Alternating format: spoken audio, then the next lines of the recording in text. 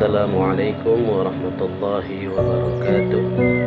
Innal hamdalillah nahmaduhu wa nasta'inuhu wa nastaghfiruhu wa na'udzu billahi min shururi anfusina wa min sayyiati a'malina may yahdihillahu fala mudilla lahu wa may yudlilhu fala hadiyalah. Alhamdulillah, kita bersyukur kepada Allah yang telah memberikan nikmat Ramadan sampai hari ini. Seperti yang dikatakan Ustaz Dadi Setiawan mengenai nikmatnya Ramadan yang luar biasa.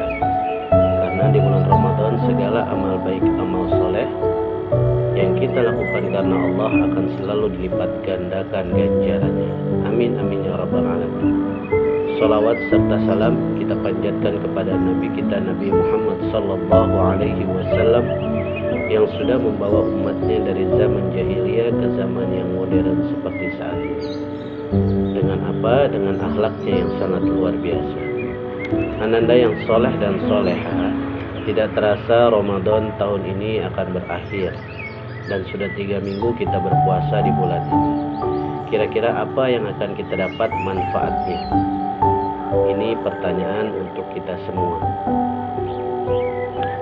Jangan jadikan bulan yang penuh rahmat dan maghfirah ini sia-sia meninggalkan kita tanpa manfaat yang berarti bagi diri kita. Artinya apa? Artinya jadikan bulan ini sebagai bulan yang di dalamnya kita terus berlatih menjadi manusia yang lebih baik dibandingkan bulan-bulan sebelumnya. Baik ananda yang soleh dan soleha, hari ini kita akan membahas pentingnya akhlak bagi kemajuan diri kita. Nanti ada hubungannya dengan puasa di bulan suci Ramadan ini. Perlu kiranya kita ketahui dulu apa itu akhlak. Kenapa kita harus mengetahui arti atau definisi akhlak? Karena dengan mengerti arti kata akhlak, kita akan tahu bagaimana menuju ke arah yang lebih baik.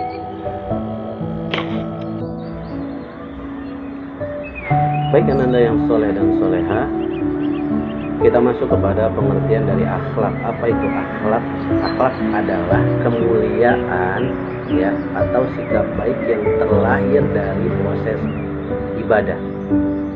Berbeda dengan yang namanya adab. Adab juga kemuliaan atau sikap baik yang terlahir dari proses pendidikan. Ya. Jadi mohon maaf ini ya, non-muslim pun berpendidikan. Makanya bisa kita lihat di luar sana ya, di negara-negara yang maju kita lihat. Oke. Nah, tapi sangat disayangkan itu masih banyak di luar sana kasus pornografi, porno aksi gitu ya. Kenapa?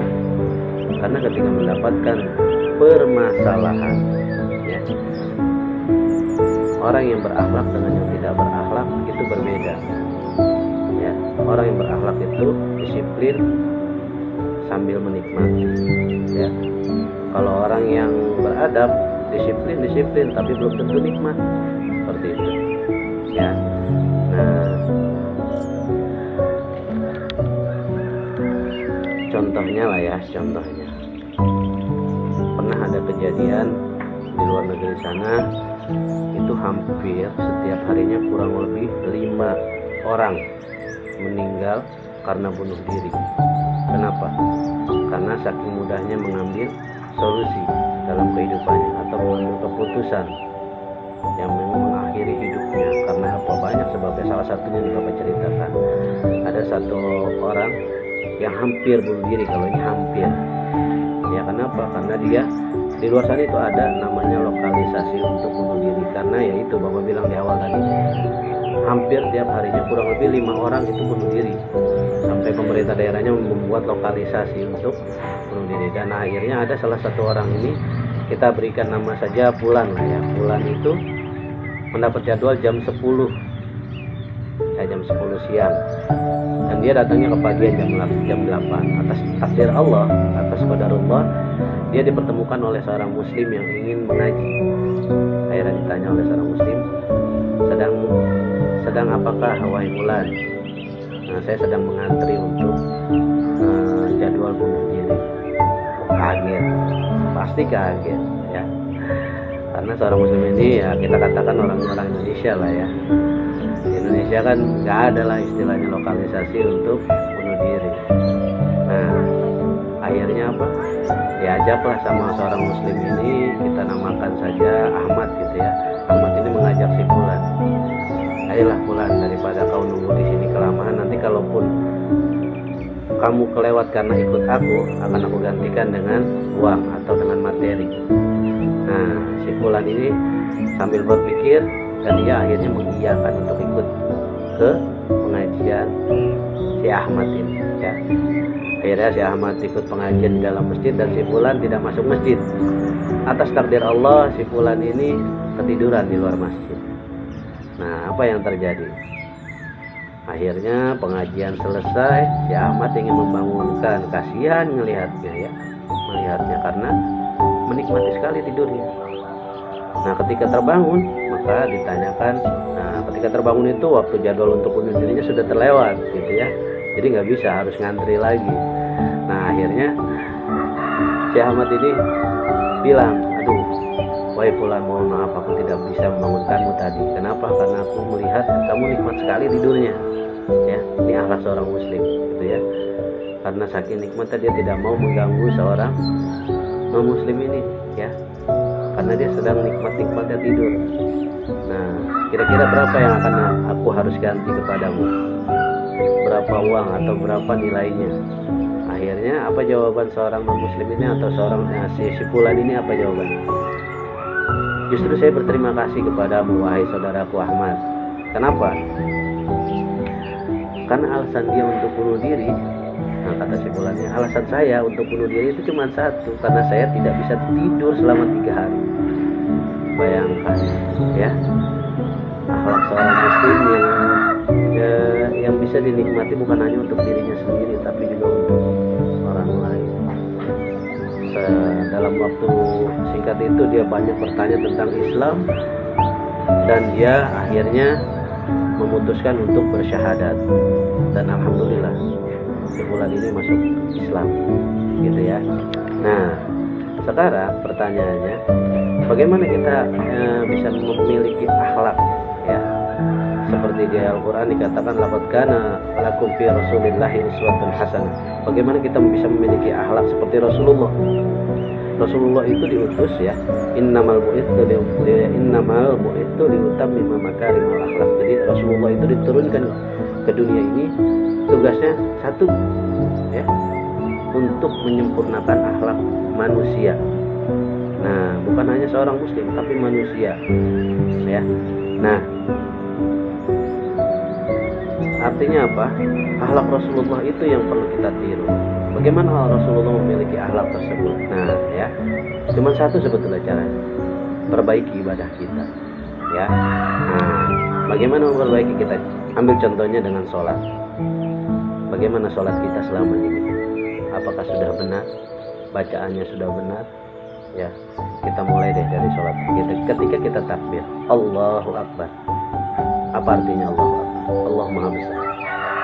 Kalau kita sebagai seorang muslim, tidak ada yang paling besar yang kita yakini ya, ketika kita sudah bertakbir, tidak ada yang maha besar atau tidak ada yang boleh bersikap sombong karena merasa paling besar kecuali hanya Allah. Kita seorang muslim, karena kita kecil, buat apa kita sombong? Toh semua yang ada dalam diri kita semuanya adalah titipan yang nanti akan dipertanggungjawabkan ya, seperti itu. Terus ketika dalam sholat tidak ada perkataan-perkataan yang mengarah kepada menyakiti orang lain, tidak ada, semuanya doa. Jadi nggak ada mohon maaf ya, Bapak kalau jalan itu sebelum sampai ke sekolah kadang-kadang melihat anak berpakaian putih biru gitu ya, dikit-dikit ngomongnya mohon maaf ya, tidak enak didengar di kuping. Nah, sampai sudah saking terbiasanya omongan tersebut, mohon maaf, binatang yang tidak enak di kuping itu, misalkan guguk gitu ya, atau anjing tersebut, itu sudah terlalu fasih di bibirnya. Kenapa? Ya mungkin bisa jadi wallahu a'lam bishawab, dalam sholatnya dia tidak pernah baca Allahu Akbar, Allahumma ba'id baini, ya Allah jauhkanlah aku. Nah, seperti engkau menjauhkan. Nah, ya gitu ya, artinya seperti itu. Allahumma ba'id baini wa baina khataaya kama ba'adta bainal masyriqi wal maghrib. Seperti engkau menjauhkan, ya Allah jauhkanlah yang namanya dosa dari diriku, ya, atau kelakuan-kelakuan yang akan menimbulkan dosa kepadaku, seperti engkau menjauhkan antara timur dan barat. Tuh, itu artinya. Jadi itu nanti kalau kita meyakini itu ya, dalam sholat kita dan kita membaca, kita meyakini itu, insya Allah ya, yang namanya kita beribadah insya Allah akan khusyuk. Bagaimana caranya khusyuk? Gampang ya, walaupun menurut beberapa sahabat juga ya banyak yang agak sulit. Kenapa? Ya karena kadang-kadang kita ketika sholat Allahu Akbar ada aja setannya, bener ya. Entah kita yang tadinya nggak mikirin sendal jadi mikirin sendal ya. Nah makanya ketika dalam sholat kita yakini kalau kita sedang bertemu Tuhan kita, yaitu Allah ya. Kita bertemu dengan Allah, kita mengucap dengan kepada Allah, mau itu sendal hilang urusan belakangan, karena rezeki itu Allah yang ngatur. Nah luar biasa ya. Terus kalau kita ingin khusyuk, anggap kalau kita ini sholat yang kita lakukan pada saat itu adalah sholat terakhir. Insya Allah mudah-mudahan dalam sholat ini hamba dipanggil kepadamu, insya Allah ini akan menjadi mati syahid ya. Karena kenapa dia bilang syahid? Karena banyak yang menyaksikan malaikat, Allah ya, karena kita ketika sholat menghadap Allah seperti itu. Nah seperti sekarang nih puasa, akhlak apa yang bakal kita dapatkan Pak Fadli? Nah ya, yang kita dapatkan itu banyak sekali. Ketika kita berpuasa, maka kita belajar berempati kepada orang-orang yang kelaparan di luar sana. Mungkin kita saat ini makan, apa yang kita inginkan kita makan bisa. Makanya dalam puasa itu sebetulnya secukupnya, seperlunya ya. Ketika berbuka jangan sampai semuanya disikat. Apa yang terjadi? Kekenyangan. Ketika sudah kekenyangan, malas ibadah ya. Iya, karena setan itu paling pintar ketika sudah membisikkan, membisikkan hati-hati orang-orang mukmin. Kenapa? Karena dia ingin ditemani nanti di neraka. Siapa yang ingin berteman kepada setan? Silakan. Tapi pilihan kita cuma satu sebagai seorang muslim, mendapat ridha Allah. Apa itu ridha Allah? Dan jalannya apa? Surga. Ya. Dengan berpuasa kita menahan yang namanya amarah. Ketika ada yang menyulut emosi kita, apa yang kita lakukan? Bersabar, gitu ya. Nah seperti itu. Insya Allah kajian hari ini menjadi manfaat untuk kita ya. Sebetulnya banyak ya ibadah-ibadah yang lain seperti haji, infak, sodako, itu semuanya melatih kita untuk memiliki akhlak yang seperti Rasulullah. Jadi niatkan apapun yang kita lakukan ya, niatkan karena ibadah kepada Allah. Yang pastinya yang sudah diajarkan oleh Rasulullah Sallallahu Alaihi Wasallam. Itu saja dari Bapak. Billahi fisabilil haq, nasrun minallah wa fathun qarib, wa basyiril mu'minin. Wassalamualaikum warahmatullahi wabarakatuh.